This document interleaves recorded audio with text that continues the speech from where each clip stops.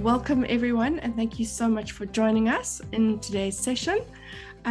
With me today are our panelists, who I'm going to ask to provide a quick introduction to in a moment. But before we do that, I think to set the scene, we have Julia Coe from the Dutch Good Growth Fund, who is going to set the scene by giving us a presentation and giving us some insights into the angel investment landscape in Africa and how it has changed over the past few years. Julia, over to you. Okay, thank you very much, Alex. Can everyone see my screen? It's working right? Yes, but perhaps you would like to just put it on. There we go. Perfect. Yeah. So now everyone has a great view. All right, great. Good morning or good day or good night. I saw some people, connecting from very far. So thank you so much for being there. We are really aiming for as an interactive session as possible. So yes, I will just give a short introduction so we are all in the same pace, but we thought it would be great to hear firsthand from these pioneers, to dive into like some of the specific innovations.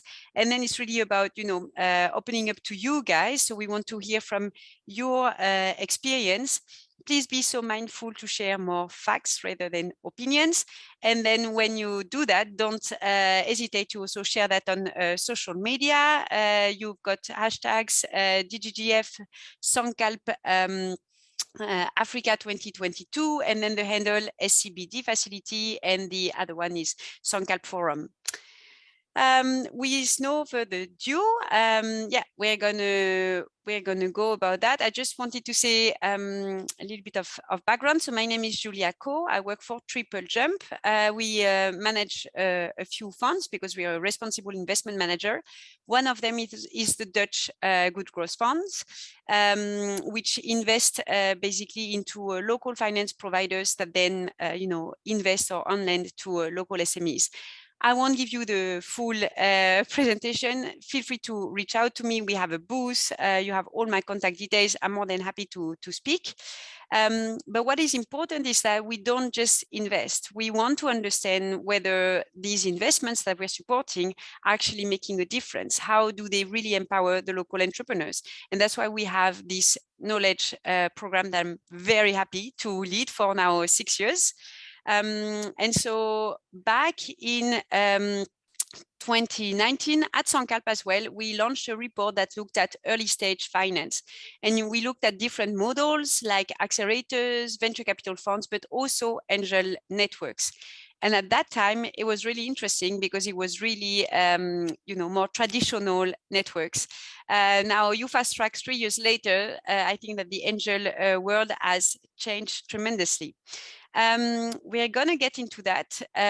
Just before we get into that, I'd like to run a few polls. One is to understand a bit who you are. So we put some categories. If you don't find yours, then just put other, and we will kind of figure out who you are. Do you see? Yes, you see. So it's great. We've got quite a few entrepreneurs, VC investors, some angel investors, entrepreneur support organizations, very important for them, and some investors. Yes, we need them. Okay, thank you very much for that. I'll just run maybe just a second poll to just understand what you are a bit expecting from this session. We call it a knowledge sharing session for us. So let's see what you come from. But we also want it to be as interactive as possible. So we do want you to contribute your experience and learnings. I see a lot of learning appetite and also getting to know the right people. Okay, I'm gonna stop it there. Share the results. Yeah, lots of learning appetite, learning the key people. Yes, getting inspired, contribute your own experience, even if you didn't think about it, it will come, I'm sure, in the discussion. All right, great. So thank you for that. Let me then move forward and give you a little bit more of the meat on that. So why in the end did we do this article? Well, basically what we saw a couple of things. One is that we saw a lot more activities with angel investing into like high growth ventures. And because these businesses are really drivers of innovation, but also productivity, but also job creation. We thought it was really important that we deep dive more into how do we make them actually access still the early stage finance that is so difficult to access. And then what we where we saw is, as I said in the study from 2019, we really spoke about angels really organized mostly into networks, or maybe they would invest into syndicates. But now, if you look especially at the names that you have here, really angel investors comes in all shapes and forms, and we have to acknowledge that. What is the most important is that they come in earlier and earlier, which is critical. But they had to find ways of being able to come in as early as possible. And that's why the models you will see and get to know better today, and also just please download the article because it's short, but it's full of critical insights. You will see that they are structured in different ways. They operate just differently. They run due diligence differently. And that's also what makes them successful in reaching out to more early stage, high growth businesses. So yeah, the numbers that you are seeing here are just extraordinary.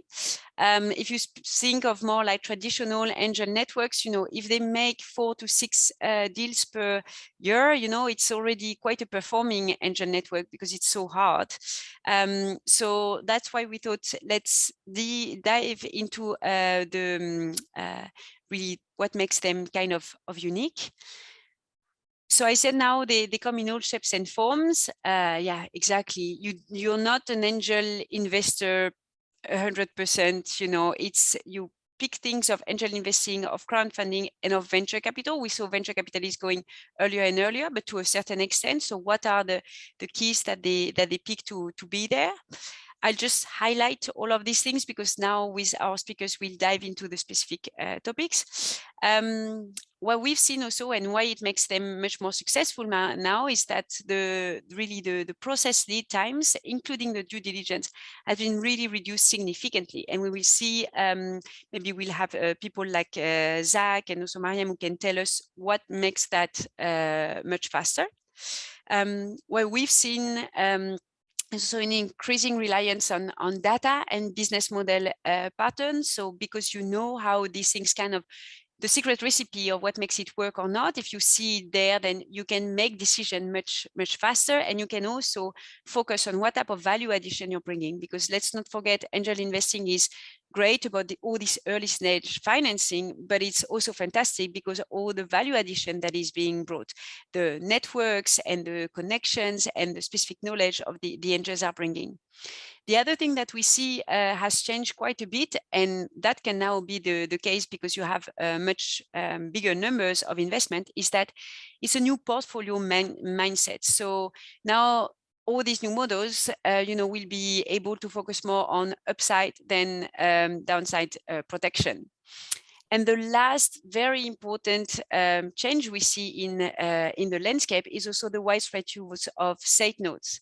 And maybe for some of you, based in more like Anglophone Africa, safe note, you're like, oh, it's not the latest thing. But for Francophone West Africa, it's, the safe is actually only now kind of really available. And Hannah will tell us a bit more about that. So what we see is that for us, when we look at all these different models in all shapes and forms, these are the critical things that they have in common that makes them basically perform much more efficiently.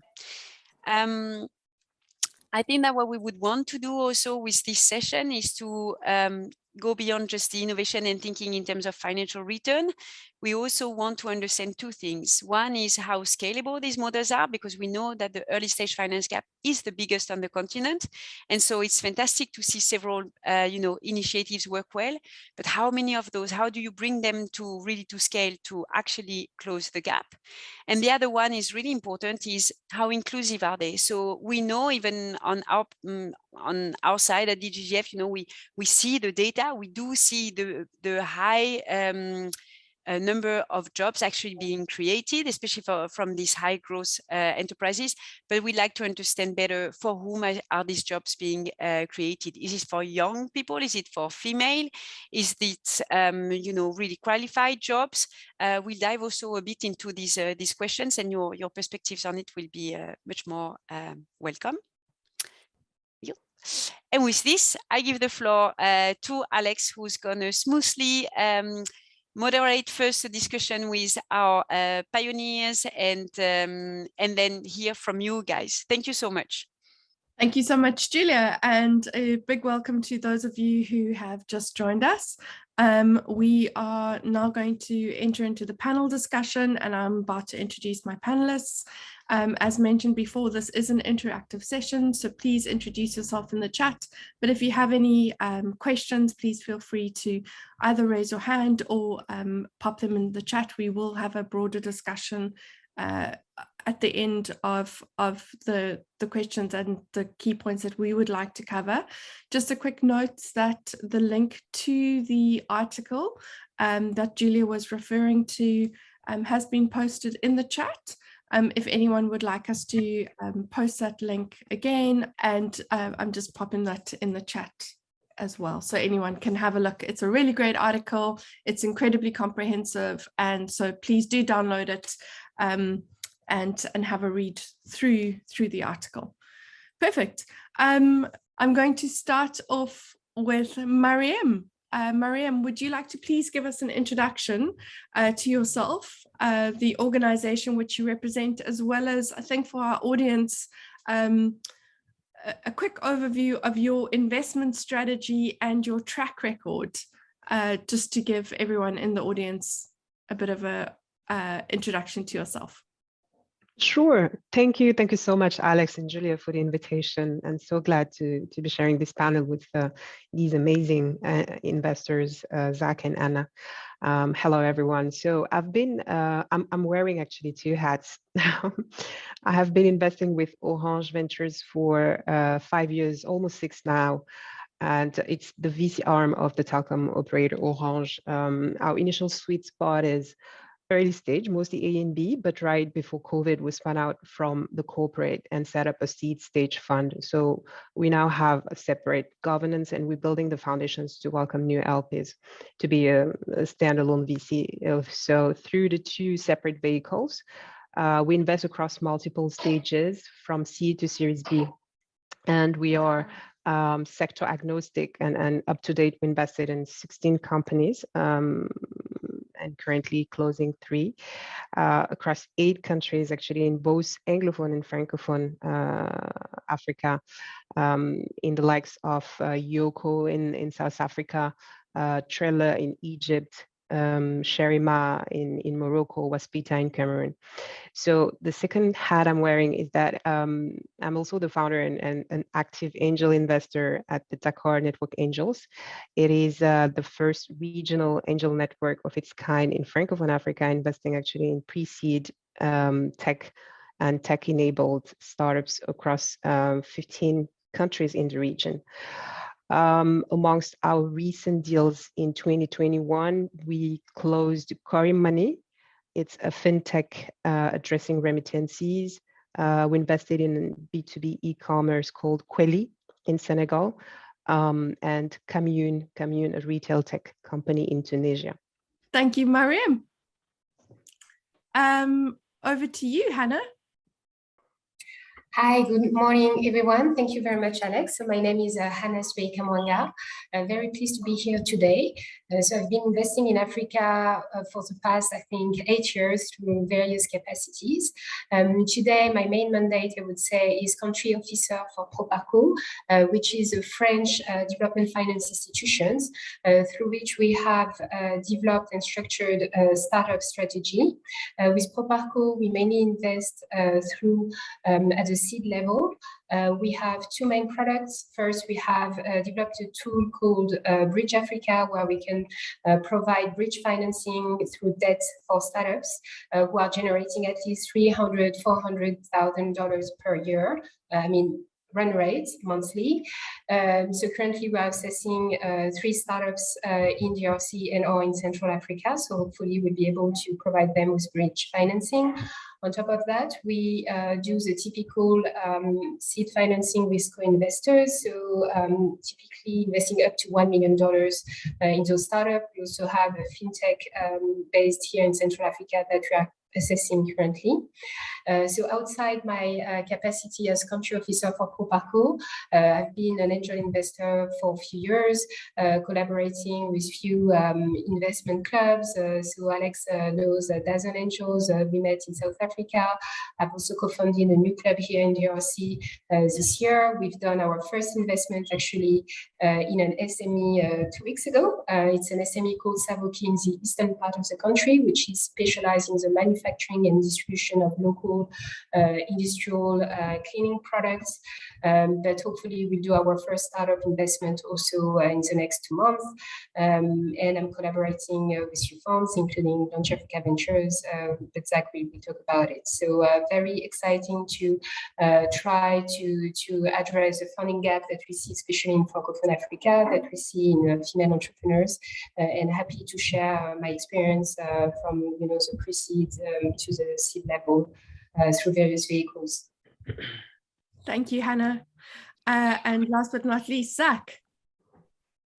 Thank you, Alex. And may I just start off saying that it's an absolute privilege to be on a panel for change with women around us. It's usually the opposite, and I think and I hope this sets the tone for the future. We should have definitely majority women on panels, especially when it comes to VC and investing in startups in the continent, a thing that is heavily underrepresented.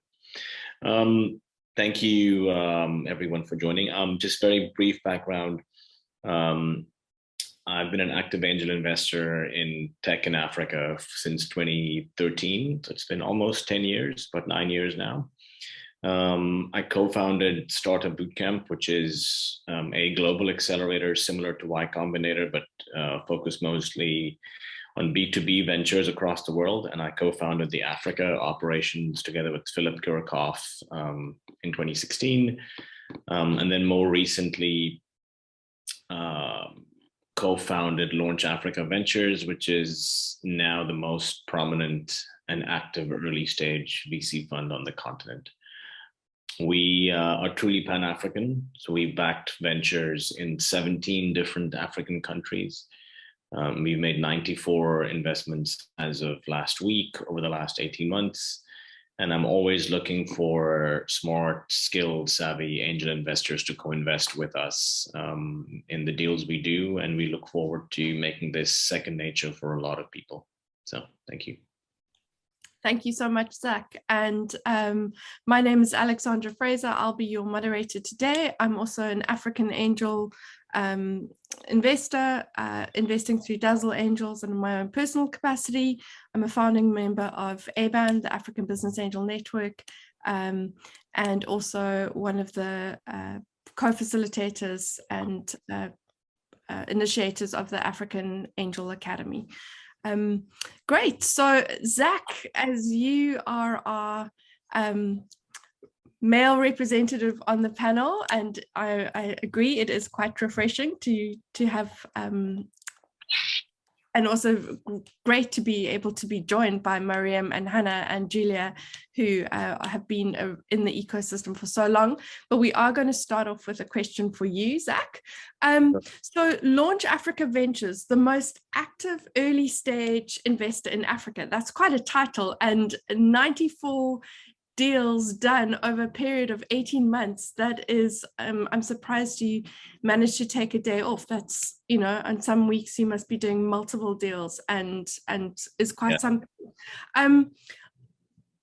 To do that many deals at that scale and in that speed of time, how do you do it?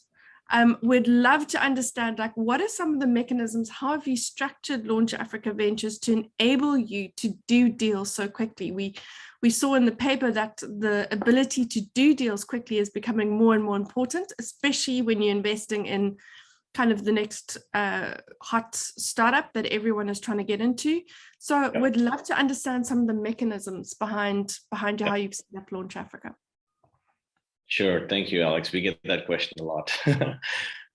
It's surprisingly easier than you think.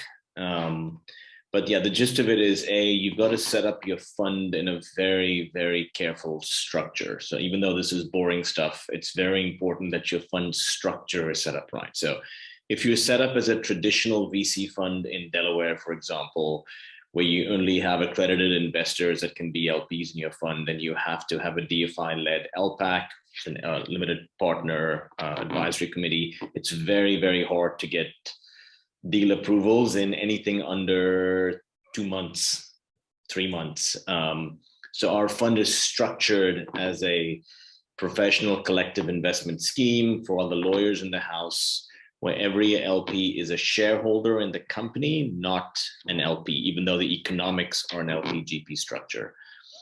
We have a very solid investment committee. One of our top investment committee members is on this call, Hannah. And we're, so from a DD, so that's one thing. The structuring of the fund is very important. Secondly, when you invest in early stage tech companies, you have to have a very specific mandate as to who you back and why you back them. Because I spent most of my career in my 30s creating, building accelerators in the continent, we've got an incredible network with the likes of almost 35 to 40 accelerators in Africa. We built the first accelerator in Africa, so therefore we have networks with, you know, Flat 6 Labs in Cairo, and NILAB in Kenya, CC Hub in Nigeria, AlphaCode in South Africa. So all the regional accelerators, and then the global ones that have a presence in Africa. Now, why are accelerators important? For lots of reasons, but, you know, from an investing perspective, a lot of the tech is super clean. So you probably have either AWS or Google or IBM as your tech partner if you go through one of these accelerators. So a lot of the tech DD is already done for us because you've come through these accelerators, world-class accelerators, right?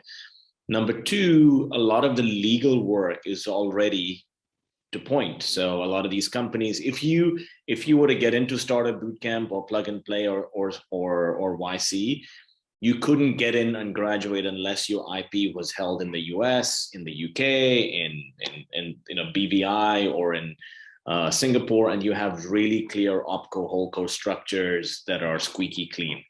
So from a tech and legal perspective, the DD that we do is almost minimal because we've structured our intake process very carefully and smartly. So, and number three, we've got, even though our team is only 10 people full-time, we've got, we call them advisor networks in every major geography on the continent that are on the ground representatives that help us with local DD. So for example, in Egypt, most of our deals, we work together with Cairo Angels. In Tunisia, it's with Flat 6 Labs. So these entities don't get paid by us, but if we invest in a deal, a lot of these folks will end up having advisory equity in the portfolio company. So to your point, speed of execution is very important because companies are raising rounds in 1 to 2 months. As little as 4 years ago, they were raising seed rounds in 1 to 2 years. Mm-hmm. So if you like a deal, but you can't make a decision within 6 weeks, you're going to be booted out. So you have to work smart, not work hard, which is why we can operate at the level of, I tell people we have the operational efficiency of $100 million fund, even though we only have $34 million in AUM. So those are some high level sort of ways in which we make it work. Thanks very much, Zach. I think that gives us some great insights. And I think that efficiency, whether you are a fund, whether you're an angel network, is something that everyone is striving for, as many angels have businesses on the side. It's not their full-time job. So trying to get a decision made quickly and getting consensus and deals done is absolutely critical. Mariam, perhaps you'd like to also reflect on that with your experience of DNA and how you've set up the fund and how it operates. That would be really fantastic. Do you see it as a more traditional angel network, or have you adopted some of these new ways of working and doing things, and how have you built the organization? Yeah. Thank you, Alex. So maybe starting with giving some context before, because when we started the angel network, venture investment was much more concentrated. I think now it's getting better because since last year, the 4 VC hotspots contribution to the total volume invested across the continent has decreased. So last year it was 73% compared to 80% plus the other years, the previous years.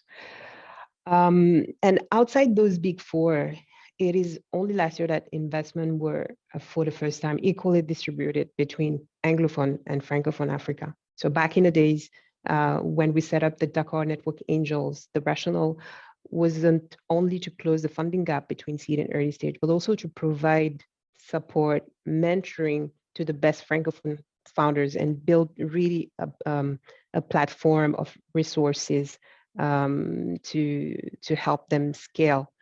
And I'm very happy that I was amongst the first investors to always advocate for Francophone Africa and making connections between active investors in Anglophone with Francophone founders. And today, here we are. I think now all eyes are on Francophone Africa, thanks to, of course, amazing founders, but also to awesome investors like Zach, but also Lofty Inc., Keppel Ventures, etc. So setting up a regional angel network instead of a domestic one was probably the first decision we made, because we wanted to solve one key issues of angel networks in this region, in Francophone Africa. Our countries are too small of markets to build domestic businesses. I mean, domestic successful businesses that can reach a significant scale. So, and on the other hand, the Francophone region has so much in common: language, currency, economic zone, regulation, etc., etc. So making the founders realize that there is a huge opportunity and offering them the platform to tap into these resources really made more sense to us and seem more sustainable than just building a domestic network. And I think we achieved that by now. I mean, we're on track to achieving it because we scaled the DNA from 20 to almost 60 members spread across 4 continents now. And we're closing a deal every 6 weeks. And of course, it was very challenging. When we started in 2019, our model was very much similar to any accelerator on the continent. We had one cohort every quarter, and it was taking, of course, a lot more time to close deals.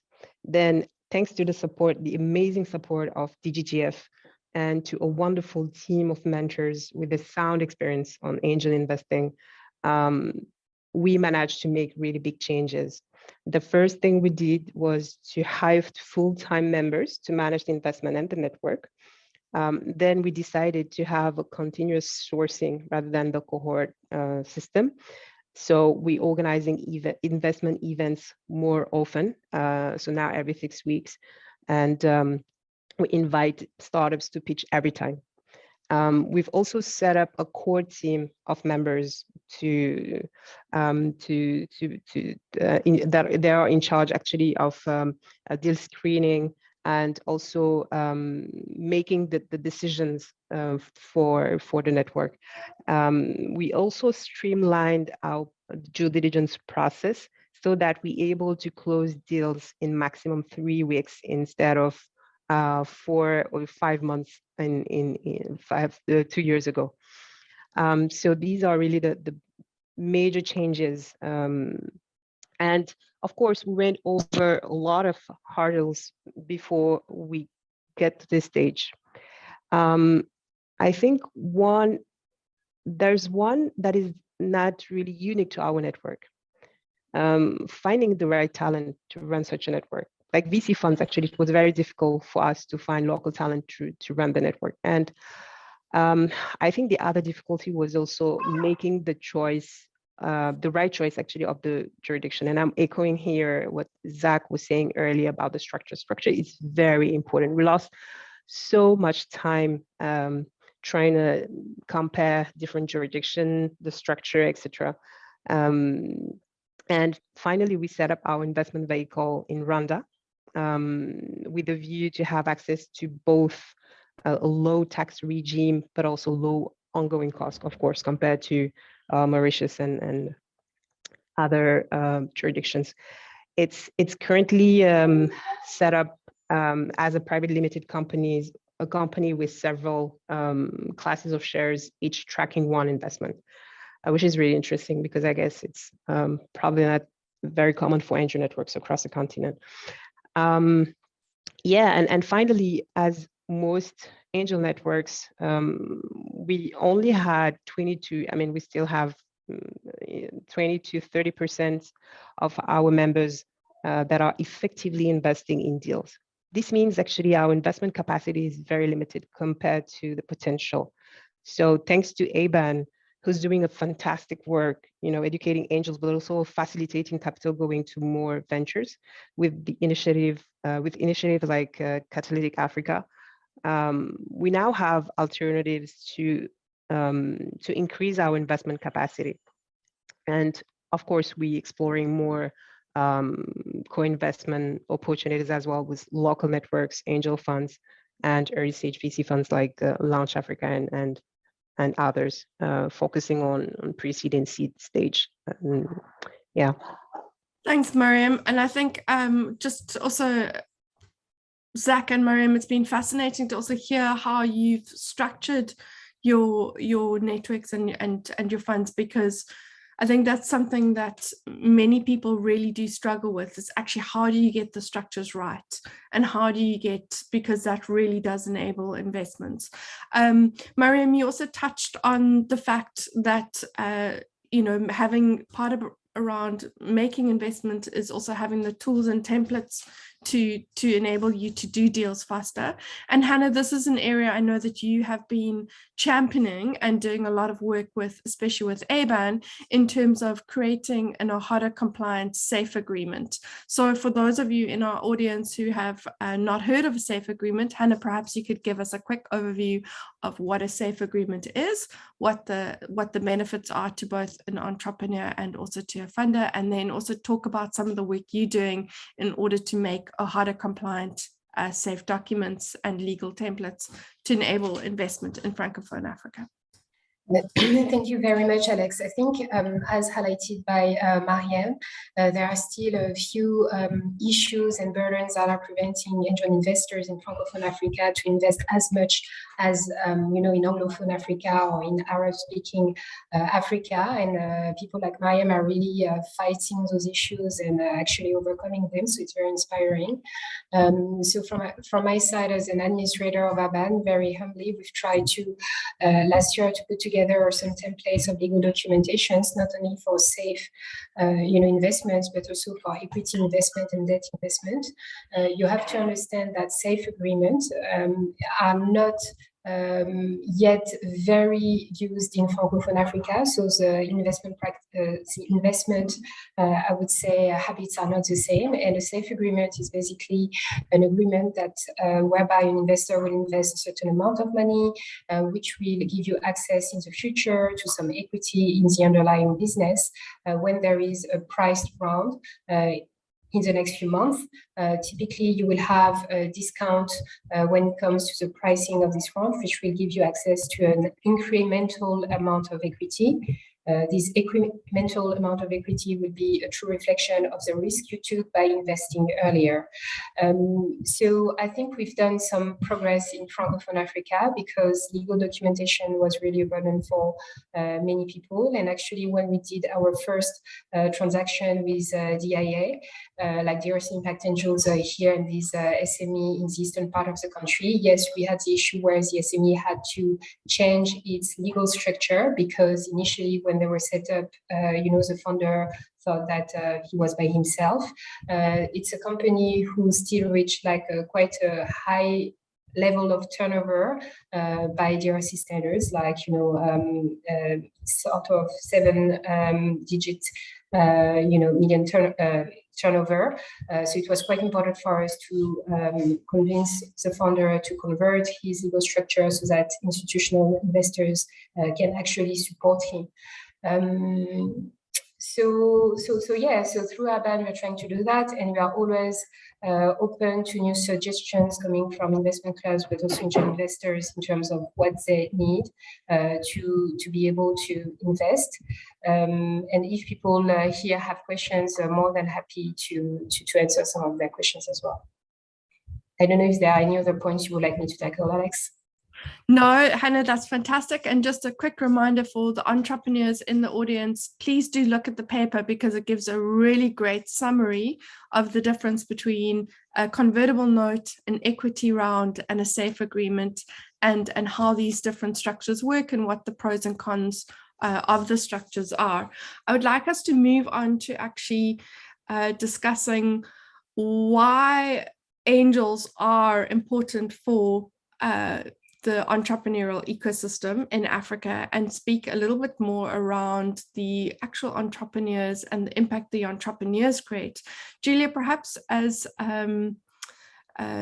DGGF, you could give us a little bit of insight because into why tracking the actual underlying entrepreneurs is becoming so important. I know it's important for you, but I think it's becoming really important for so many players across the ecosystem. And I'm sure the DFIs in the audience will also agree with you. So yes, sure. Yeah, so we first started the work, when DGF was first started investing in 2014, we were there to help close the missing, like the financing gap for the missing middle. And so we bucked in there all of the SMEs that were too big for microfinance, but didn't match basically what the traditional investors, like banks or maybe private equity VC investors were looking for in these markets. And the first thing we did was to segment basically the SME sector. So it's not so much about like an oversimplification, because I think that we actually get to specificities, but to kind of look at what are the clusters, if you want, of SMEs. So we came up with 4 different groups of companies. So, and I think for us it was really important, because if you speak about high growth ventures, like the ones we are focusing on today, you're going to have your mindset much more different than if you speak about what we call more like the livelihood sustaining enterprises that don't have the same, potential for growth, don't have even like the aspiration for that, because just the type of product and their missions are just completely different. So we have these 4 different categories that we also, shared with the rest of the world into a report that is called the missing middles, so with an S. And then we dove into, okay, so if you have these different types of companies, it means that they have different characteristics and different needs. So that's how you link them to the most appropriate kind of finance solutions. So for instance, we are big proponents of mezzanine finance, but for a very specific type of company, which we call the dynamic enterprises that have, yes, maybe a moderate growth, but still, in terms of jobs sustained and created, you can see that happen. And so what was really important for us was, then you speak about all of these businesses, but who are the entrepreneurs behind? We did the exercise actually with young entrepreneurs. We ran the exercise now with women entrepreneurs. I have to say, everyone speaks about women entrepreneurs, but one woman and another are not the same. A woman who has a high growth venture is very different than a woman entrepreneur who has a dynamic business. So we did the work actually with young entrepreneurs, and we found that most of the, at least in our portfolio and underlying portfolios, most of the entrepreneurs that actually lead these high growth businesses are actually young, which means under 35 years old, which we found was interesting. But we wanted to dig deeper because, again, if you are under 35 years old, it only says so much about you. What we dove into was more to understand first, what is their gender, what is also their background, level of education, what are, the connections that they have already, to understand how basically these different models, of providing access to finance are the best suited for them. And so that, for us, is really important. You would have some investors that would say, we don't invest into young entrepreneurs because they're just so risky because they've never done it. But depending on, it's one way of looking at them. You can look at them like differently. So I think it would be really interesting actually to hear from the people here, and also if there is anyone in the room who wants to share, what do you see are trends, like the entrepreneurs that you back, are they young, are they women? What are the main characteristics that you would say also make you serve them the best? Thank you, Julia. Zach, as you've done so many deals, and over the last 18 months, I think you'll be able to give us a really nice snapshot in terms of what are your entrepreneurs typically looking like? Can you draw out any trends? And also, have you seen, I know it's quite early to say what the impact or what the economic impact is on these businesses in the last 18 months, but perhaps you could just share some stats or some insights and maybe one or two kind of examples from your portfolio. Yeah, I think someone here earlier mentioned, let's stick with facts rather than opinions. Opinions are great. Nothing against opinions, but facts are better. So I'll stick to giving facts from within our portfolio. So those are undebatable, for lack of a better word. So we've invested in 94 companies so far. Of those, 90% are local founders. And I think that's a very, very important statistic, because there's been so much talk in the media about how the funding historically in African VC has gone to expat founders or foreign founders. I want to just iterate that in the last couple of years, that trend has significantly changed, which is a great thing for the ecosystem. There have been some really horrible stats when it comes to the percentage of women-backed and women-led founders. I think that statistics, correct me if I'm wrong, Alex, was like less than 1% in African VC last year, from what I read. It was pitifully low. Yeah. Depressing. So rather give us some more positive stats, Zach, because I know you've got some positivity there. Yeah, so in our fund, out of our 94 companies, 25% of them are women co-founded.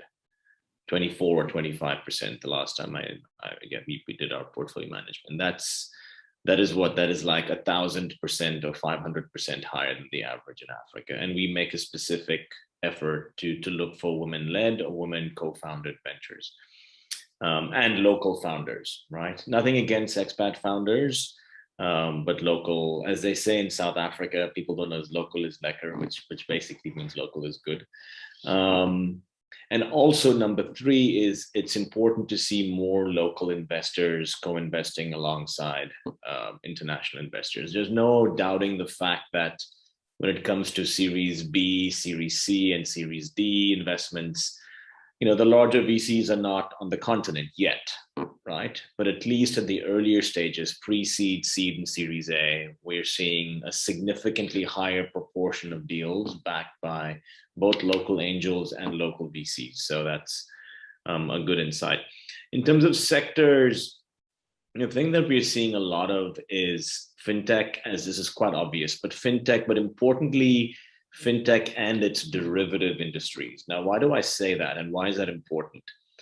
It's important to always have some sort of a fintech component to your business, simply because it opens the universe of potential partners and funding quite significantly. So I'll give you an example. We recently backed a company called AmiTruck in Kenya, right? They did a Series A round led by a Silicon Valley VC fund called Better Tomorrow Ventures, and we were the largest investor on the continent. Now, AmiTruck is a platform that allows logistics and freight providers to fill orders, not just for last mile delivery, but even for long distance carriers, right? So they would be classified as a logistics and mobility startup in everyone's book. However, a key part of their business is providing financing to freight providers and freight distributors and for transporters, right? And the platform that they have is directly linked to a special wallet that the freight providers have. So all of a sudden, the universe of potential investors now expands into the fintech regime, even though they're not a fintech. And I think it's important for any non-pure fintech founders listening in here to understand that when you have a fintech component to your business, it increases the scope of investors that could look at your business, because the beauty of fintech is in its inherent ability to scale. The moment you can pay and get paid and lend and borrow in multiple currencies across multiple regions, irrespective of what your core business is. It could be healthcare, it could be education, it could be mobility, it could be agriculture. But if there's a fintech component to what you do, your universe of partners and investors grows. And that's an important thing for not just our founders, but also other investors to be aware of. If you would extend this to be extreme, I'd love to hear Hannah's and Mariam's views on this, and your views as well, and then Julia's. I actually think every single venture on the African continent is in some way, shape, or form a fintech business, in some way, shape, or form, but to varying degrees. That's an important thing when we come to looking at what companies to back. I hope that was a sufficient enough answer. Thanks, Zach. I think we might be here for a little bit of time if we're debating whether all African ventures are a fintech. But certainly have a fintech component to it. Have right? A fintech component, but I do, and I think certainly when I think about our Dazzle portfolio, almost every single business has a fintech component with you, and I think that there is a huge amount of activity around that. I just wanted to also touch on some comments that are coming up on the chat, specifically the comments from Andy Hatfield, who is involved with the African Leadership Academy. And he really wants to know in terms of average age of your founders, because they're looking at supporting really young entrepreneurs. So Zach, perhaps you could just give us the average age of your founders, or maybe age range. Between 25 and 35. 25 and 35. So according to the South African government, still defined as youth. Andy, a little bit older than your target market, or in terms of your super young, 15 to 22, but so 25 to 35, I would say that is very similar to our range. Hannah, Mariam, I don't know if you've got any comments in terms of some of the demographics or some of the breakdown of the entrepreneurs that you are backing. Yeah, I definitely, I'm sorry. Anna, you can go ahead. Okay, but then very quickly, I think through the various funds that I am collaborating with, whether it's Launch Africa Ventures or even Propaco, it's always a personal mission for me to try to identify and support for a few months, and then introduce founders who are always overlooked, whether it's, as you said, the color of the skin, the nationality, the gender, but also the nationality, what's the nationality, right? Because we know that some countries in Africa, like DRC, Cameroon, Madagascar, and a few others, even Ethiopia, we looked at a couple of opportunities in Ethiopia with Africa Ventures were quite interesting, but unfortunately, sometimes because of the country risk or perceived or real, those founders who are very talented and sometimes who have metrics even better than founders in Nigeria, Kenya, those people don't get,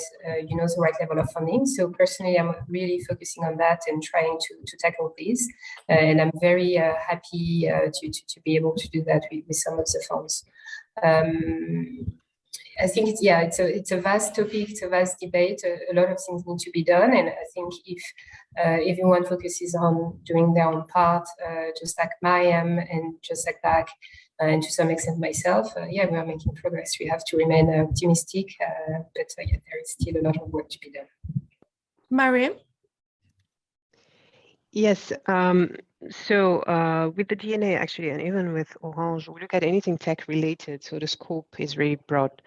In Francophone Africa, it is, and actually, as it is the case in the rest of Africa, fintech is definitely the leading vertical by far. And I agree with Zach. Every business in Africa has a huge fintech component, and it's, I think, related to the fact that every business has to sell, has to make payments, has to transfer. And unfortunately, in most of the countries, the infrastructure, the fintech, the financial services infrastructure doesn't exist at all. So startups are really trying to solve a huge pain point to enable businesses to scale. So it's like we used to say, tech is an enabler. But in the startup world, I think fintech is an enabler. So with both actually the DNA and Orange Ventures, most of the time we only see male, unfortunately, dominated founding teams pitching. We're really trying to find ways to have, to reach actually the gender balance. However, we're glad to back amazing female founders. We have one that we really like. She's the founder of Kweli, and she's amazing because she exited a company in the US and she's a repat. She just relocated in Senegal. Per our stats in 2021, I think we had 30 or 33% of the deals in our pipeline that were female-led. Age varies a lot, but I would say average is 25 to 35-year-old. And we're seeing a lot of repats who graduated from top business or engineering schools in the US or Europe, actually founding now companies. They have, of course, the connections, enough work experience, and of course, the management skills to do so. So quite similar to Anna and Zach's comments. Thanks, Mariam. I'd like to just switch a little bit more just to ask around impact, because impact is also something that's key. And many of the entrepreneurs joining us today are building businesses with some kind of impact aligned to the SDGs. So perhaps we can do just a quick whip round to say beyond the SDGs specifically relating to financial inclusion, what are some of the businesses that you've invested into? Are any of them aligned strongly with the SDGs? And if so, which ones are kind of popping up strongly? Hannah, if we can perhaps go to you. Sorry, Alex, I lost you for a second. Will you mind? Sure. Quickly, sorry.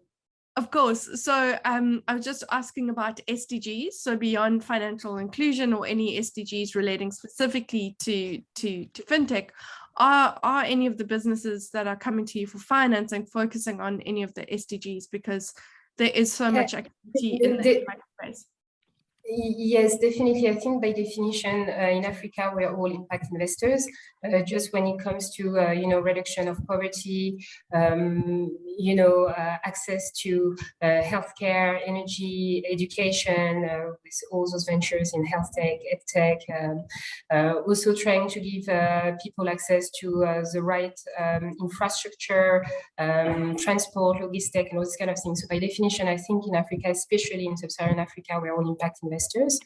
And yes, whether it's Launch Africa Ventures or an institution like Proparco, we are always making sure that when we're adding value to the founders we are backing, those founders keep in mind that they still need to operate through this kind of ecosystem and develop their business in a sustainable manner, not only because I guess ethically it's the right thing to do, but that financially it will just have a positive benefit in the long term.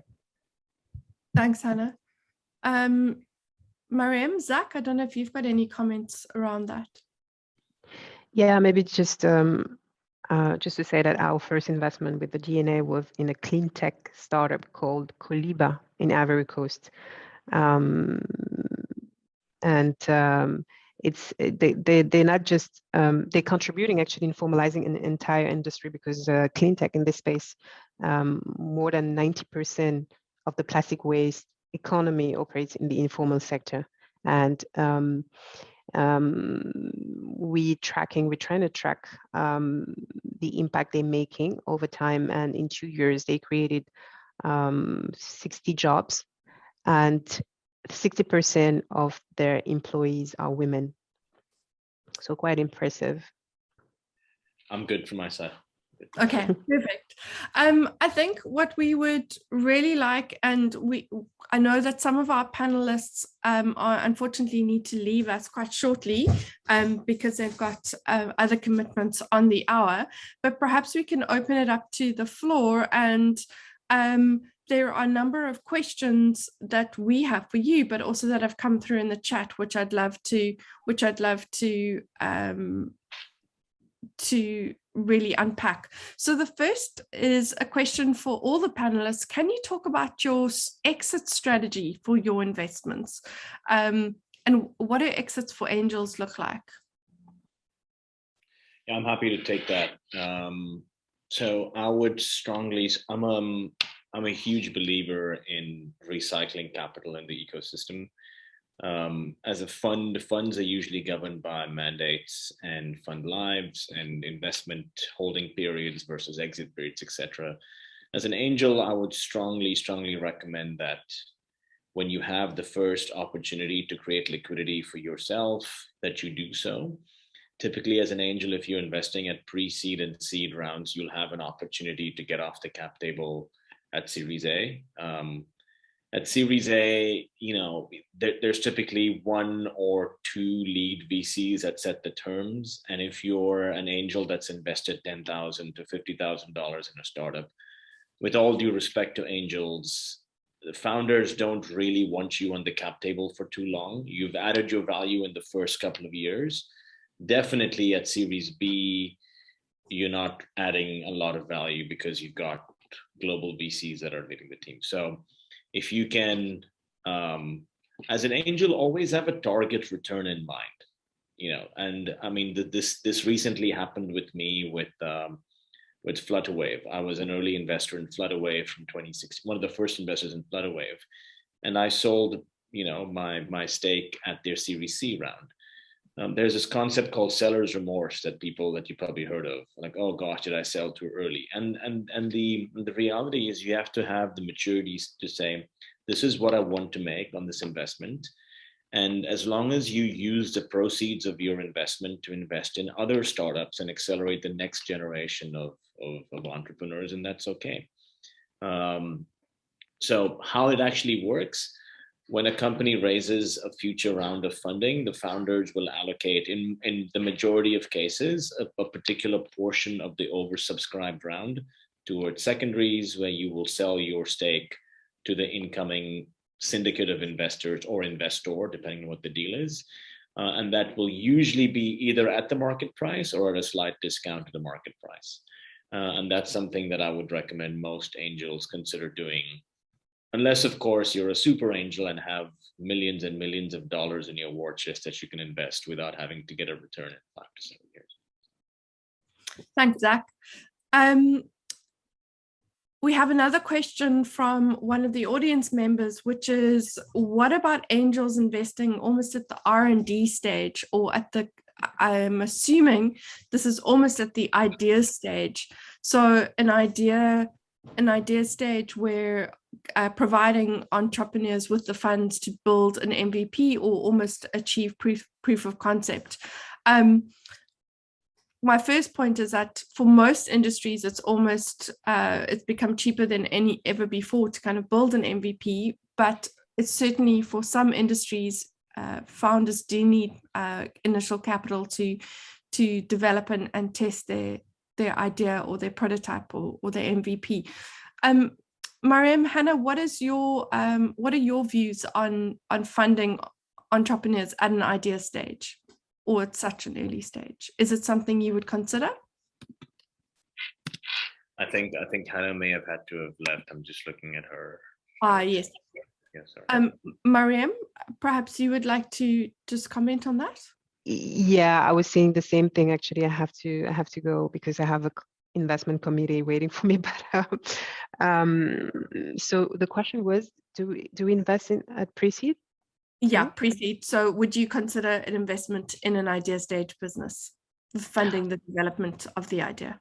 We did actually. We did with the DNA. I mean, with the Angel Network, we did. When I mentioned earlier the B2B e-commerce platform we invested in, it was at the idea stage, and we made this choice because really the founder is amazing, and it's all about supporting the right teams, right, at this stage. So, of course, we do. Thank you, Mariam, and thank you so much for joining us. And we appreciate Thanks your to all time. of you. Great. Most welcome. Very happy. Bye. Great. Bye. We're going to open it up to the room, and I'd just like to ask the investors in the room, have you seen similar trends to what our panel has spoken about today? What has been your investment experience investing in early stage businesses across the continent? And if anyone would like to raise their hand specifically or make a comment, I know that we've got a number of investors in the room, and perhaps you could also just comment in terms of, does your experience echo those of our panelists today? Certainly, what are you seeing in terms of your investment portfolio and the deals that you are seeing? I don't know if anyone would like to comment directly. Andy, I don't know if you're still here, but you might have had to drop off. But if anyone else would like to comment, please do so. Feel free to either raise your hand or, yeah, Gloria, please do join us if you'd like to switch on your mic and your camera if you like. Hi, everyone. Hi. Hi. Okay, so I'm Gloria Anderson from Tanzania. I am the founder and the executive director of Tanzania Enlightenment Development Innovation. It's a social enterprise that works in the improving the quality of education, improving the life of youth, as well as equipping young people with digital literacy. So we have a number of programs that we do, and also setups in terms of computer labs for schools. We also have a hub for young people, but we are also venturing into having an e-learning platform for young people. So I just had a question. I'm sorry I joined lately. Maybe you have already said about this. I was just wondering if all the investors who are here are also interested in the ideation of tech education tech ideas that focusing on empowering young people with skills that would allow them to be innovative and entrepreneurs across the continent. That was my question, my concern. Thank you. Thanks, Gloria. I think there have been a number of investments in education platforms. I think you just need to, depending on the type of venture it is, but certainly there are more impact investors, I think, looking at the capacity development space, but there have been angels investing in the kind of skills development space. And Zach, I'm thinking about Andela specifically. Perhaps you'd like to comment or add anything to what Gloria was asking. Yeah, I mean, was the question more around, is there funding available for EdTech ventures, or was it more around, what type of EdTech ventures do you think will attract the most amount of funding? Or yes, is it the second one? Yeah, I mean, so Andela was the poster child for an EdTech on the continent getting international attention. I'm sure everyone's heard of them and how they got money from Zuckerberg and Chen, and then Al Gore, and now SoftBank, or was it Sequoia? I forget. I think it was SoftBank. But yeah, so another very prominent EdTech called Go1 that's partially founded in South Africa and partially founded in Australia. It's received a lot of attention. So listen, EdTech's going to be in a sector and subsector that will always have a lot of interest, especially since the pandemic, when the need for finding solutions to online education became more of a need to have versus a nice to have. Again, to my point I made earlier, EdTech in itself tends to be, again, I'm using my words very carefully, tends to be an industry that has very long lead cycles, from acquisition of customers to activation of customers to retaining customers to monetization of customers. When you look at investing in any early stage technology startup, the time to market and the time to monetization is often as important as the actual market size. So I've seen so many pitches and over the last few years where founders will pitch to us and say, hey, the target addressable market is 2 billion people, $20 billion worth of market size. And all that is good. I mean, nothing wrong with that. But it's a market that will take a very, very long time to monetize and acquire and retain and refer. So as EdTech founders, you have to follow an old physics law, path of least resistance. How do you get to your most active customers, your most viral customers, in as quickly a manner as possible? And how do you make them brand ambassadors for what you do? In the fintech industry, in the mobility industry, that is happening a lot. In the EdTech industry, the percentage of early adopters in EdTech is so small. I mean, there was a company that I won't mention names, but that got into Y Combinator a couple of years ago, EdTech company, brilliant company, but just couldn't monetize, right? So you've got to, as a founder, really figure out, how do I monetize quickly? How do I have multiple streams of revenue? I give talks about this often, about how you have to create a stickiness in your revenue. So one revenue model alone is not enough. You've got to figure out, as an EdTech, can I do subscriptions? Can I do fee-based revenues? Can I do some sort of a recurring revenue model where I'm offering a course, but I'm also offering additional modules? I'm offering a learner management software system, but there's also a component of consulting fees coming out of it. I mean, EdTech is a complicated industry, and you can't just be selling one product, right? Because there's a huge risk of, disintermediation in the EdTech industry. So whilst we can all, celebrate the successes of Andela and Go1, there's a reason why the tier 2 in EdTech is pretty far away, right? So you've got to factor that in this industry, in addition to just saying EdTech needs more funding. Of course, EdTech needs more funding, but it has to be monetizable, and monetizable quickly.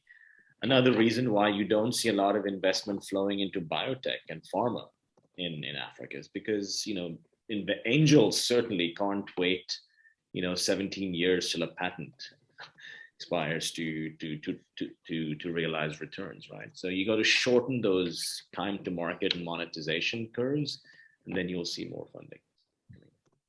Thanks, Zach. I also just have another question for you from Benjamin.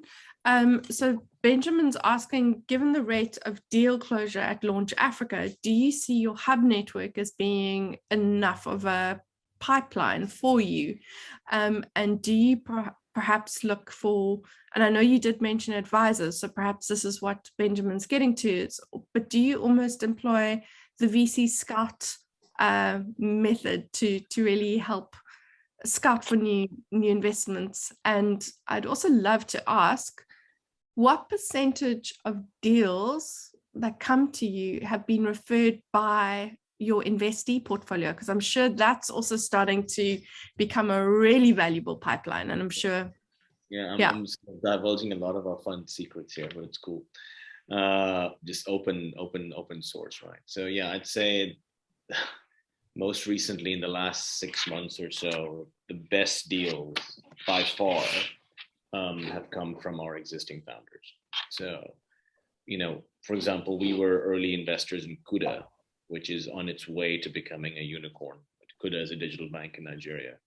Kuda now has partnerships with other fintechs all across the continent, in insurtech, in lending, in credit, in data analytics. So if anyone from Kuda were to say, hey, Zach, or hey, Launch Africa, we're working closely with this company, we love them, we think they'd be a great addition to your portfolio.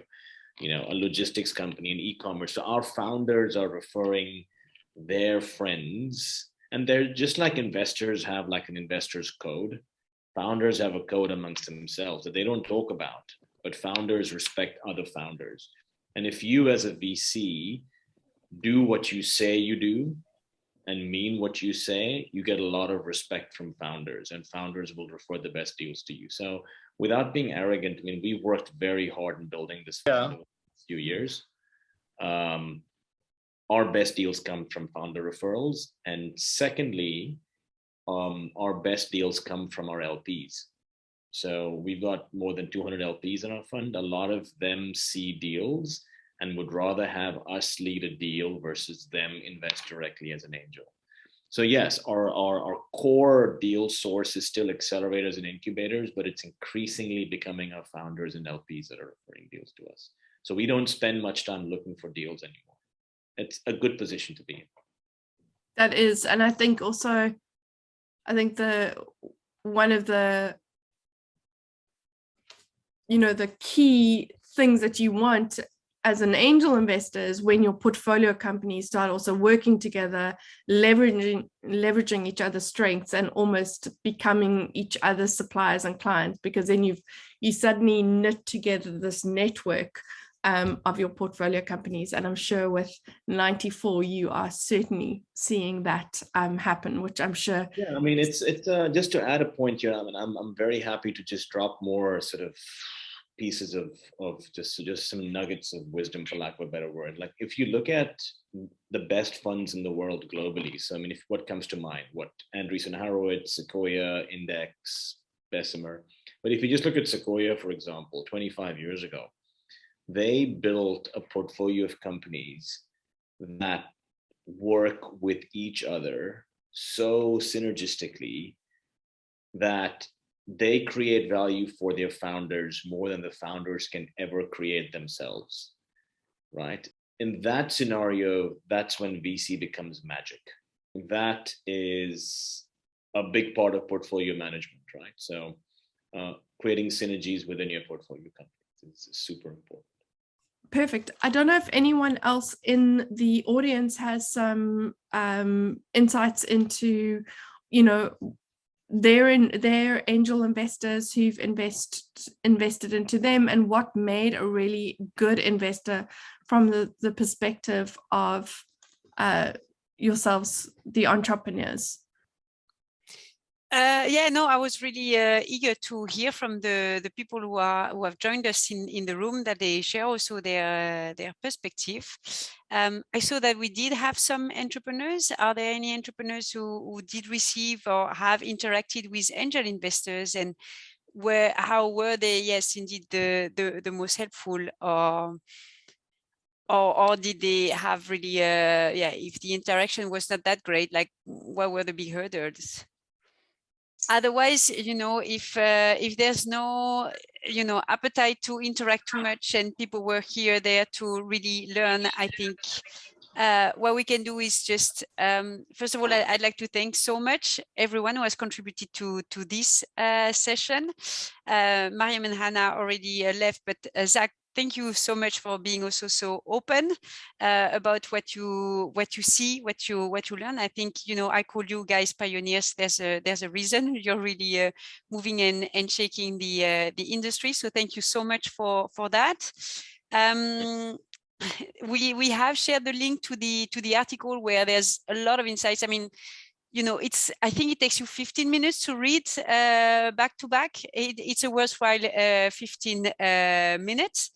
And then maybe I had just a couple of polls to finish this session. Let me see. Yeah, simply to ask you guys if this session has met your expectations. While you answer, I wanted to give a big thank you also to Alex for very smoothly, you know, running us through these, you know, topics. I think that we didn't scratch the surface. On the contrary, we got to being very specific about, you know, what makes basically early stage investments, well, much more of them, you know, how are we closing the gap? And I see that, you know, most of you are super happy with the session, so that's great. I'll just run another quick poll, because what we are trying to see is, it's great to have an article, you know, because you can get into the details and have reference that you can use later. Just that, yeah, that is great to also, you know, get the real color and the details from the pioneers. So just looking into whether, you know, this type of mix, basically, of having, you know, an article, which is like a more traditional format, with a session like that was helpful. It's a very important question for us, is to understand whether, you know, with this session, you get a little bit inspired, and maybe with also more details from the paper, you actually are thinking of doing anything any differently in the way you work. Of course, it depends who you are. You know, if you're an angel investor yourself, maybe more than if you are well, even an entrepreneur, you can think, I think, quite differently. What is the fintech element in your company? And maybe that makes you look at your company a bit differently, and at investors also differently. Yeah. It seems that it's more a yes than a no, so that's great. And I run just the last question. Yeah, to just, you know, have you kind of open up, I guess, yeah. Yeah, finding a way of blocking really unnecessary disruptions would be really good. We thought about, you know, that they can happen maybe more on a regular basis. But if you have any tips also on the structure and the dynamic, you can put them, you know, there is another category. All right. Okay. Yeah, I'm really sorry, because I love this session. It was so good, and really these things are really unnecessary. And yeah, so the Sankalp team did a great job at creating everything. Please, guys, also fix this one so we don't have that again. Again, a very big thank you for everyone who contributed to this session. You have the link for the article. You have a booth about DGGF and my contact details. Don't hesitate to get in touch with me directly. And yes, there will be a recording. Yes, it will be publicly available on the YouTube channel of Sankalp, so it can be further disseminated. And again, a million thanks to, well, Hannah and Mariam, although they are not with us anymore, but also especially to Zakaria and Alex. Thank you so much for all you're doing for this ecosystem. Keep up the great work, keep up also collaborating, because I think that was also pretty amazing. You see that people can change things because we collaborate. So thank you everyone very much.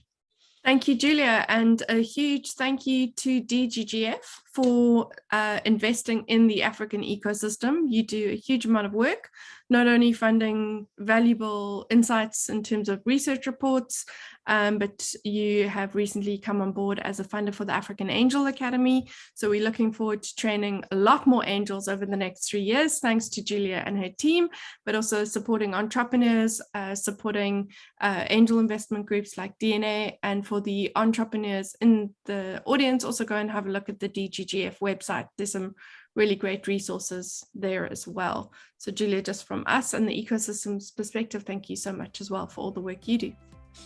All right, thanks everyone. Have a great day. Bye-bye. Bye. Thanks, Zach.